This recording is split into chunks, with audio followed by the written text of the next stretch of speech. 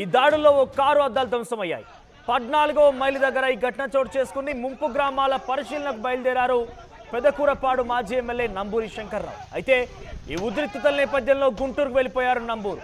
So ఇటీవల కాలంలో వర్షాల కారణంగా పెద్ద ఎత్తున కొన్ని ప్రాంతాలు నీట మునిగాయి కాబట్టి ఆ ప్రాంతాల ప్రజల్ని కలిసి వారికి మనోధైర్యం నింపేందుకు వైసీపీ శ్రేణులు కొంత అక్కడికి బయలుదేరుతున్నారు.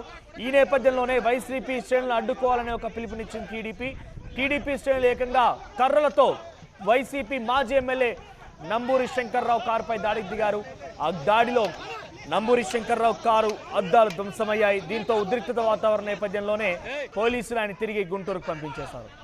దీనిపై మరిన్ని అప్డేట్స్ మా సీనియర్ జర్నలిస్ట్ కృష్ణమోహన్ అందిస్తారు. కృష్ణమోహన్, అసలు ఏం జరిగిందంటే వైసీపీ శ్రేణులు ప్రజాస్వామ్యంలో ఉన్నాం కాబట్టి కొన్ని ఇబ్బందులు ఎదుర్కొన్నారు. వారిని సంప్రదించేందుకు, వారిని కలిసేందుకు, వారికి ధైర్యం నింపేందుకు వెళ్తున్న నేపథ్యంలో ఎందుకు టీడీపీ అడ్డుకోవాల్సి వచ్చింది? దీన్ని కూడా రాజకీయం చేయాల్సిన అవసరం ఉందా? అదే విషయం ఇప్పుడు కొంత సమస్యాత్మకంగా మారింది మనోజ్. బేసిక్ గా ఏదైతే పల్నాడులో మొన్నటి వరకు కూడా హై టెన్షన్ నడుస్తుందో ఇప్పుడు కూడా అదే టెన్షన్ ని కొనసాగుతున్న పరిస్థితి అయితే మనం చూడాలి. ఈ టెన్షన్స్ లో ఈ రోజు 14వ మైలు దగ్గర ఎవరైతే టీడీపీ నేతలు, మాజీ ఎమ్మెల్యే నంబూరి శంకర్రావు వీళ్ళందరూ కూడా కొంతమంది నేతలు ఆ ముంపు గ్రామాల్లో పరిశీలించడానికి వెళ్లారు. అయితే అక్కడ కంప్లీట్ గా కూడా భాష్యం ప్రవీణ్ సంబంధించిన వ్యక్తులు, టీడీపీ ఎమ్మెల్యేకి సంబంధించిన వ్యక్తులు వాళ్ళ వెహికల్స్ మీద దాడి చేసిన పరిస్థితి. పోలీసులు ఒకవైపు వారిస్తున్నా కూడా అయితే టీడీపీ వాదన ఒకటే, 8 రోజులు అయిపోయింది ఇప్పటి వరకు విషయం జరిగి గ్రామాలు మునిగి ఇప్పటి వరకు మీరు ఎక్కడికి రాలేదు, పెదకూరుపాడుకు సంబంధించిన వ్యవహారంలో మీరు ఎవరు కూడా రాలేదు, ఇప్పుడు వచ్చి రాజకీయం చేయడానికి వస్తున్నారా? ఈ రాజకీయాలు మాకు అవసరం లేదు అనేది వాళ్ళ వాదన. ఆ నేపథ్యంలోనే పెద్ద ఎత్తున కూడా నంబూరి వాహనాల మీద దాడి చేశారు, కొన్ని వాహనాలను పగలగొట్టారు.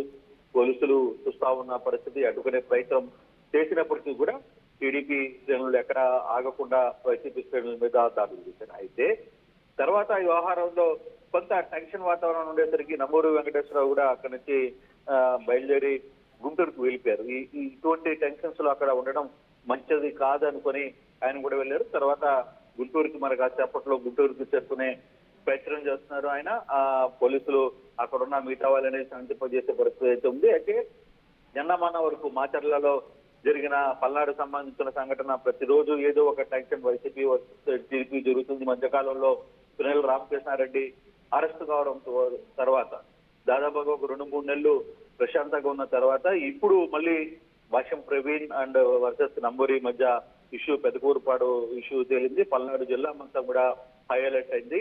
పోలీసులు ఎక్కడికక్కడ పికెటింగ్స్ కూడా చేస్తున్న పరిస్థితి అయితే మనం చూస్తున్నాం. మనం టీడీపీ శ్రేణులు ఎందుకు ఇంత స్థాయిలో దాడికి దిగాల్సి వచ్చింది? వాదోపాదాలు జరిగాయా? ఇద్దరిపైన పరస్పరంగా సవాలు ప్రతిసవాళ్ళని చోటు చేసుకున్నాయి. అంటే సాధారణంగా కలిసేందుకు వస్తున్న నేపథ్యంలో టీడీపీ శ్రేణులు ఇంతగా ప్రతిఘటించడం గల కారణం ఏంటి?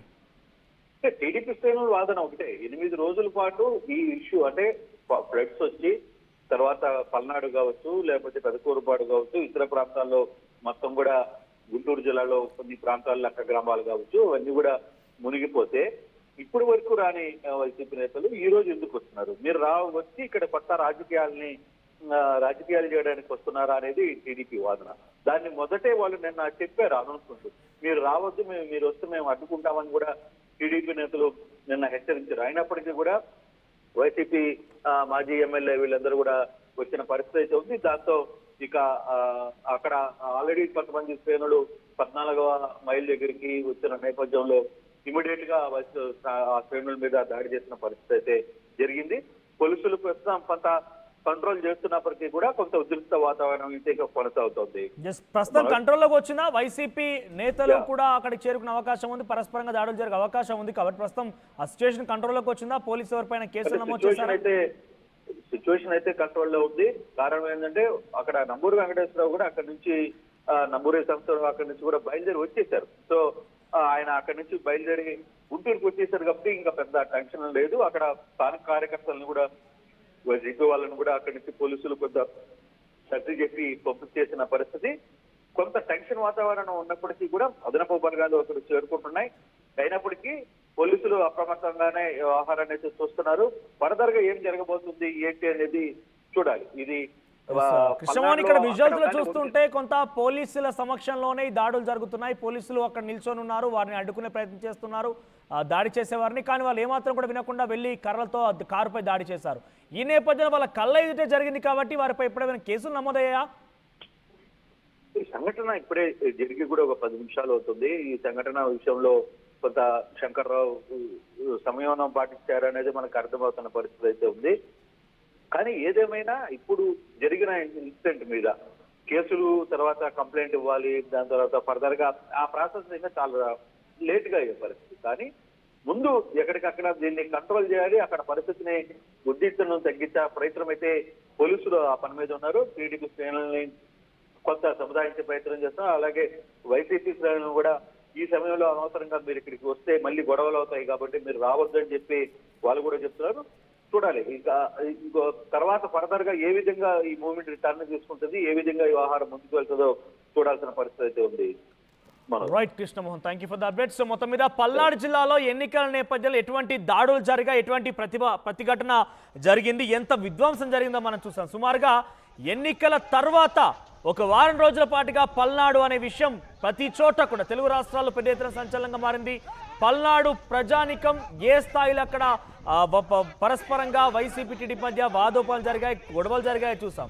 ఆ తర్వాత మాచర్ల నియోజకవర్గ ఎమ్మెల్యే పిన్నెల్లి రామకృష్ణారెడ్డి కూడా జైల్లో వేశారు. కొన్ని ఘటనల కారణంగా ఆయనే కారణం అంటూ కూడా పోలీసులు జైలు తరలించారు. కొన్ని రోజుల పాటు జైలు జీవితం గడిపారు. ఇటీవల కాలంలో బెయిల్ పైన బయటకు వచ్చారు ఆయన. తాజాగా మరోసారి పల్నాడుకు సంబంధించినటువంటి పెదకూరపాడు నియోజకవర్గ ఎమ్మెల్యే మాజీ ఎమ్మెల్యే